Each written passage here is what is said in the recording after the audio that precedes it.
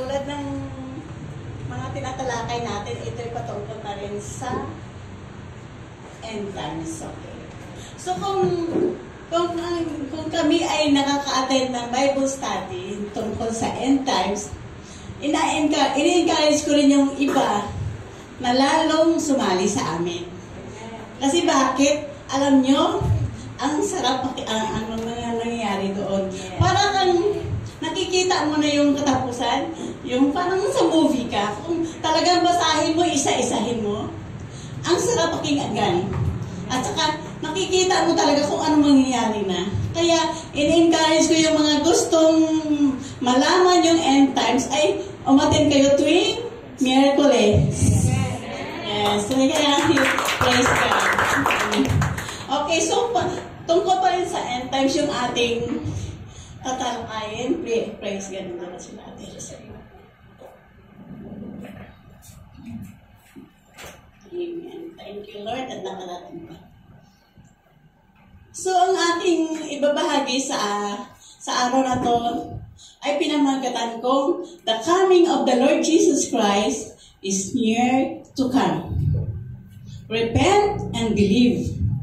So, ang pinaka-key verse ko sa ngayon is the Matthew 24:14. Ang sabi dito, ipangaral sa buong sanlibutan ang magandang balita. Ito ang tungkol sa kaharian ng Diyos upang magsilbing patotoo sa lahat ng mga bansa.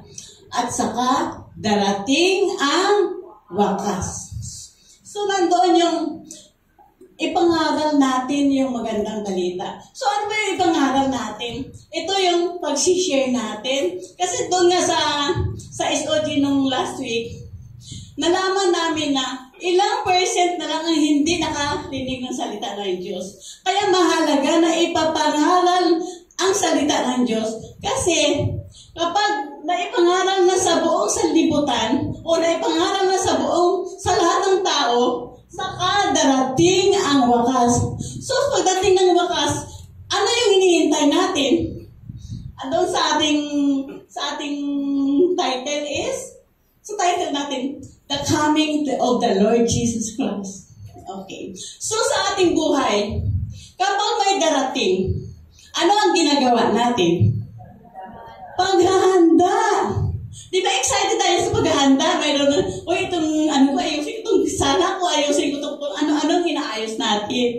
Kung basta lahat inaayos natin, pati sa sarili natin, napapaganda tayo, di ba?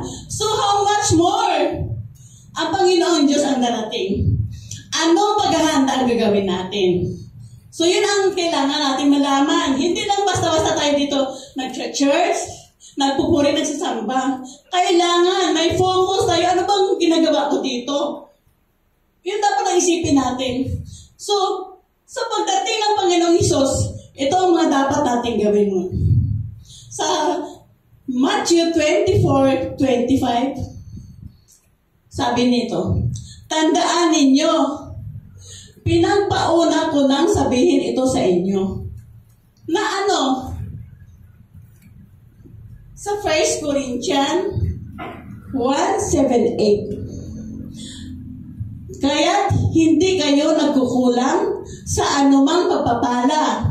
Take note, hindi kayo nagkukulang sa anumang pagpapala habang hinihintay ninyo ang pagbabalik ng ating Panginoong Hesukristo. So, ibig sabihin, ano ba itong mga pagpapala ang binibigay namin ng Panginoong Hesukristo habang naghihintay tayo sa kanyang pagbabalik?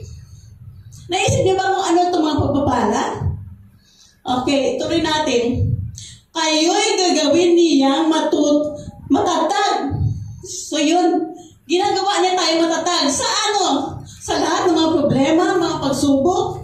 Kaya diyan tayo binibigyan ng Panginoong Diyos ng pagpapala. Pagpapalang spiritual. Okay, so maging matatag hanggang wakas upang matagpuan kayong walang kapintasan sa araw ng Panginoong Hesukristo. So, ayun. Isang pagpapala yun, yung binibigyan tayo ng Panginoon Diyos ng katatagan. Habang naghihintay tayo, hindi na tayo nagsa-Sunday service o churchgoer tayo, mayroon tayong dapat gawin. Dahil ang binigay ng Panginoon ng pagpapala ay maging matatag tayo sa sa lahat ng pagsubok. Wala ka mang pera, wala kang pamasahe, pumunta ka! Amen. Amen! Kaya yun ang maging matatag tayo. Hindi hadlang sa Panginoon Diyos ang may nilalagdat ang Panginoon ako, pupunta ako. So yun ang mga sinasabi ng pagpapala. Physical na pagpapala. Kaya tandaan natin yan. Isa ito sa mga paghahanda natin. Tandaan natin, take note, isa ito sa mga paghahanda natin. Okay, so habang naghihintay tayo, at naghahanda tayo, ginagawa niya tayo matatag. Saan? Sa ano pa? Sa mga tukso. Ginagawa niya tayo maging matatag. Okay, paano ba tayo naging matatag sa tukso? Pinaglalabanan natin yan. Okay? So, ano man mga tukso na yan? Kakulangan, physical health natin, hindi makakahadlang yan. Kasi, binigyan tayo ng pagpapala na para mapaglabanan, maging matatag. So, yun ang sinasabi ng Panginoon habang naghihintay tayo sa Panginoong Hesus. Okay, so pupunta tayo doon ngayon sa Luke 21, 34 and 36 na hindi ko basa. Sabi dito, mag-ingat kayo na huwag kayong malulong sa labis na pagsasaya. Ayun. Take note. Mag-ingat kayo na huwag kayong malulong sa labis na pagsasaya, paglalasing, at matuon ang inyong mga pag-iisip sa mga alalahanin sa buhay na ito. Kung hindi, ay bigla kayong aabutan ng araw na iyon. So, yun pala. Kapag nasa sitwasyon tayo na naroon tayo, nasa paglalasing tayo, nasa kasayahan tayo, biglang dumating ang araw na yun. So, sayang. Sayang yung pinagpapagalan natin. Kaya yun, warning to. Paghahanda. Paghahanda yan. 35. Natulad ng isang bitag. So, yan ang mga yung mga bitag ng away yan eh. Praise. Sapagkat darating ang araw na iyon sa lahat sa ibabaw ng lupa. So, walang exempted dito. Walang exempted sa lahat sa atin. Sa paghahanda, kailangan natin na huwag kayong malulong sa labis na pagsasaya, paglalasing, at matuon ang iyong pag-iisip sa lahat ng mga alalahanin sa buhay. So, iyan isa ito sa mga paghanda. Huwag natin ituon ang ating pag-iisip. Saan natin ituon dapat? Sa pangako ng Diyos. Okay, sa 36. Okay, sapagkat darating ang araw na iyon sa lahat ng sa ibabaw ng lupa. Kaya, ayun naman, maging handa naman. Kaya maging handa kayo sa lahat ng oras. So pag sinabing lahat ng oras, hindi dapat nakakasingit yung mga gawa ng kaaway sa buhay natin. Although, nakakasingit minsan, pero hindi natin hinahayaan na talagang mamuhay doon. Amen? So, yung isang example lang na, nando yung tukso, wag mo nang hakbangan, wag mo nang aksyonan, atrasan mo na, takbuhan mo na. Hindi kaduwagan yung tumatakbo sa tukso. Amen? Okay. Lagi ninyong idalangin na magkaroon kayo ng kalakasan. Ayun. At malampasan ninyo ang lahat ng mangyayaring ito. At makatayo kayo sa harap ng anak ng tao, which is Jesus Christ. So, pag dumating yung panahon na yun, dapat kailangan handa tayo. So, yun ang pinag-aano sa atin, maging handa tayo. Okay? So, ano ang tinutukoy dito? Alisin na natin ang lahat na nakakahadlang sa ating paghihintay sa Panginoong Hesus. Kasi baka biglang dumating, doon tayo sa sitwasyon na yun, sayang talaga. Okay.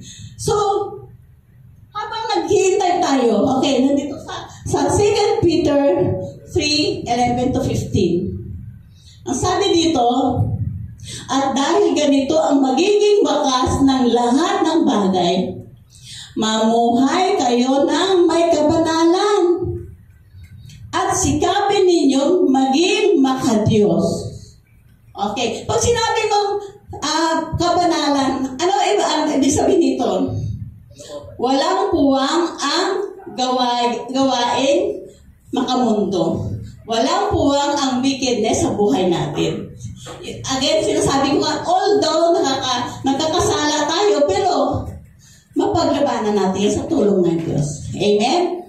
Amen. So, anong gagawin pa?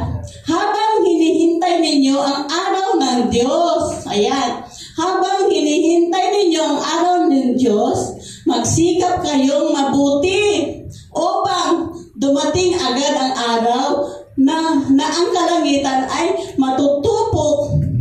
Mawawala ang kalangitan. Okay? At ang mga bagay na naroon ay matutunaw sa matinding init. So kung yung lahat ng bagay matutunaw, so how much more tayo kung natin ng Panginoon Diyos na naroon, na hindi tayo sa kanyang panig. Ano mangyayari sa atin? Ganon din, o diba? Kaya pangako doon mga Panginoon, kaya pinag-alalan namin yung rapture, kasi isi-separate ng Panginoon Diyos ang mga sa Kanya. So, pag hindi ka nakuha doon, o hindi ka kasama sa rapture, ay doon kang pasama sa puot ng Diyos. Okay, tuloy natin. Subalit, ayon sa pangako na ngayon, may pangako ang Diyos. Subalit, ayon sa pangako ng Diyos, naghihintay tayo ng bagong langit at bagong lupa na paghaharian ng katwiran. So, doon sa pag-aaral namin, itong mundo na ito, ay mahuhura ito. At may ipapalit ang Diyos ng bagong langit at bagong lupa. So doon, gusto ko lang kung bigyan ng kunting yung, para makita nyo yung mga hindi naka-attend ng Bible study. Kasi sa pagdating ng Panginoon Diyos, ito yung sa oras na isang oras lang. So, ibig sabihin, one time sa oras na ito ay mangyayari. Saan ka man sa mundo na ito, yun ang oras mismo. Kung ngayon mismo, dito ngayon sa atin, is alas 9 ng umaga, sa ibang bansa is gabi. Okay. So, ang ng Panginoon is mawawala ang araw, magdidilim. So, dito ngayong araw, so magdidilim yan. Doon naman sa ibang bansa na magabi, ang mga bituin ay malalaglag. So, imagine niyo, kung wala ng araw, walang mga bituin, walang buwan, ano ang itsura? Madilim. So, madilim na, that's the time na darating ang Diyos, ang Panginoong Hesus, sa isang kisap mata, parang guguhit na kidlat. So, imagine niyo ha, pag dumating ng Diyos na parang kidlat, dahil sa kadiliman, magliliwanag siya. Doon siya magliliwanag at siya lang ang makikita ng lahat ng bansa. Sa isang oras. Dito ngayon nakikita natin siya, kunyari madilim. Bigla magliwanag, siya yung liwanag na darating. Ayun. So, ganun din sa ibang bansa. Kung madilim doon, liliwanag din yun. Yun ang pagdating ng Panginoong Diyos. Ng Panginoong Hesus. So, naunawaan nyo? Ito ay kunting lang ito. Kung kayo nakaka-attend ng Bible study tuwing Miyerkules, ay malalaman nyo palalo. Amen? Okay.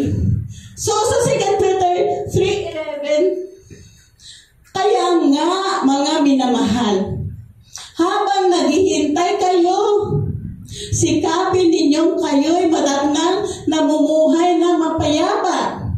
So, paibisa na mapayapa is walang kaguluhan, walang alitan, walang tampuhan. Okay? Mapayapa. Walang dungis. So, pag sinabing walang dungis, ay walang kasalanan. Kasi, from time to time, humihingi tayo ng kapatawaran sa Panginoon Diyos. Okay? At walang kapintasan. Ayun. So, kailangan, minamahal, habang hinihintay natin ang Panginoon Diyos o ang pagbabalik ng Diyos, sikapin natin Sinabi niya, sikapin ninyo na madatnan kayo mapayapa, walang dungis at walang kapintasan. Isipin ninyong kaya nagtitimpi. So, ayun. Isipin ninyo kaya nagtitimpi ang Panginoon ay upang bigyan pa kayo ng pagkakataon. Binibigyan tayo ng chance. Kunyari nagkasala tayo sa every time and then, nagkakasala tayo. So, ang gawin natin is, we have to confess, humingi tayo ng tawad. Kaya nagtitimpi ang Panginoon ay upang bigyan pa kayo ng pagkataon maligtas. Yung tingnan mo ang kabutihan ng Diyos. Kaya binibigyan pa tayo ng pagkakataon, binibigyan tayo ng chance.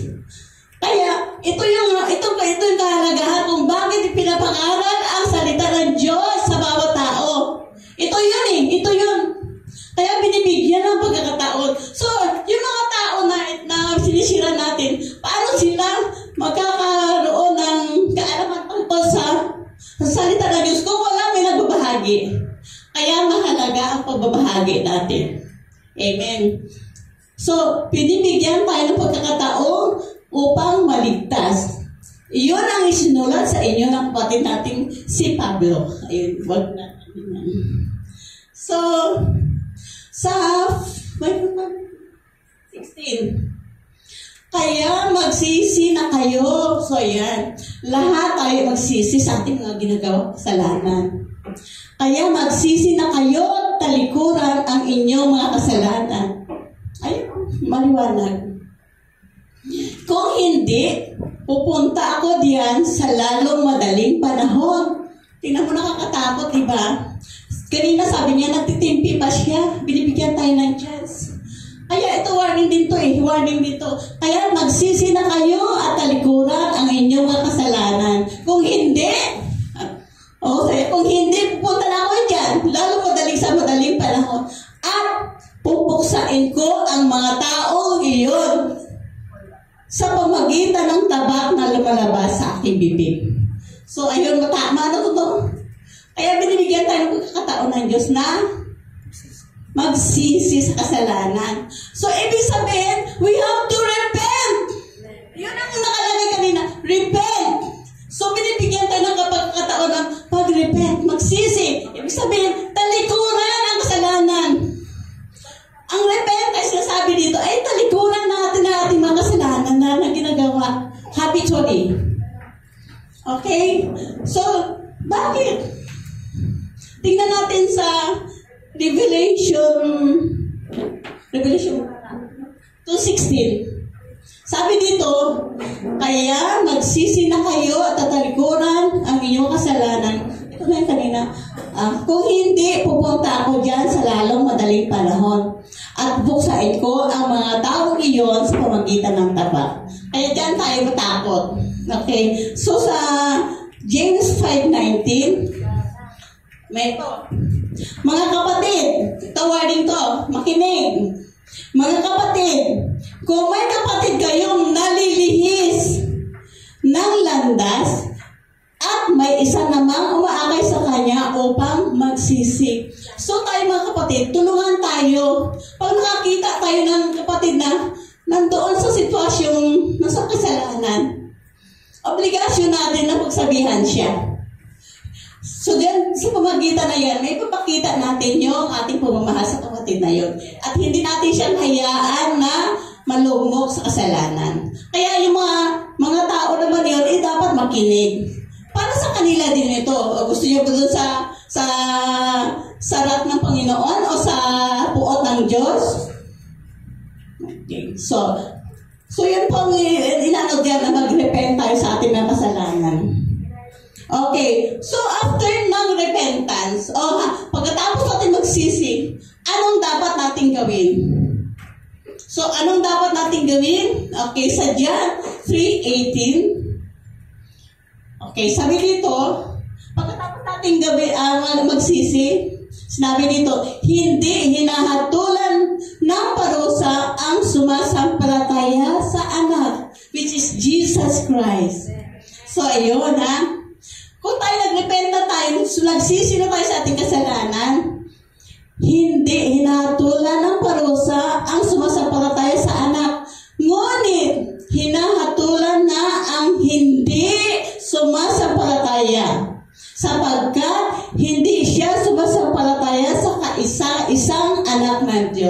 So, ibig sabihin, dapat pag tayo nag-repent, maniwala tayo na si Jesus lamang. Ano natin yung faith natin, yung pananampalataya natin kay Jesus, na siya ang tanging tagapagligtas natin. Wala nang iba, walang santo-santo, walang santa. Only Jesus Christ. So, kailangan pananampalataya natin yan, si Jesus lamang ang tanging tagapagligtas. Amen. So, next is Galatians 3:22. Sabi dito, ngunit ayon sa kasulatan, ang lahat ng tao ay alipin ng kasalanan. Kaya't ang ipinangako ng Diyos ay matatanggap sa pamamagitan ng pananalig. So, tingnan mo yan. Ang lahat ng alipin ng kasalanan ay binibigay. Kaya't pinangako ng Diyos sa atin ng mga kasalanan sa pamamagitan ng pagtanggap natin sa Panginoong Jesucristo. So, sa pamamagitan ng pagtanggap natin kay Jesucristo, na inako naman ni Jesus Christ ang ating kasalanan, yun ay binigay sa lahat ng mga sumasampalataya sa Kanya. Pero pag ang tao ay hindi sumasampalataya kay Jesus, na siya ang tanging tagapagligtas, talagang wala siyang sa salvation na makukuha. So, yan ang natin na ayon sa kasulatan, ang lahat ng alipin ng kasalanan, kaya't ang ipinangako ng Diyos ay matatanggap sa pamamagitan ng pananalig. Pananalig lamang kay Jesus, hindi sa kung sino, ha? Na ibinibigay sa lahat ng sumasampalataya. So meaning, ang pananalig at pananampalataya sa kay Jesucristo, ito ang pinaka-the best para tayo ay maliligtas. Hindi tayo sumampalataya sa Diyos, para tayo maliligtas. Dahil si Jesus lamang ating tagapagligtas. Ang tanging si Jesus Christ lamang ang makaligtas sa atin sa lahat at sa puot ng Diyos. Purihin ang Diyos sa kanyang mga salita at salamat po.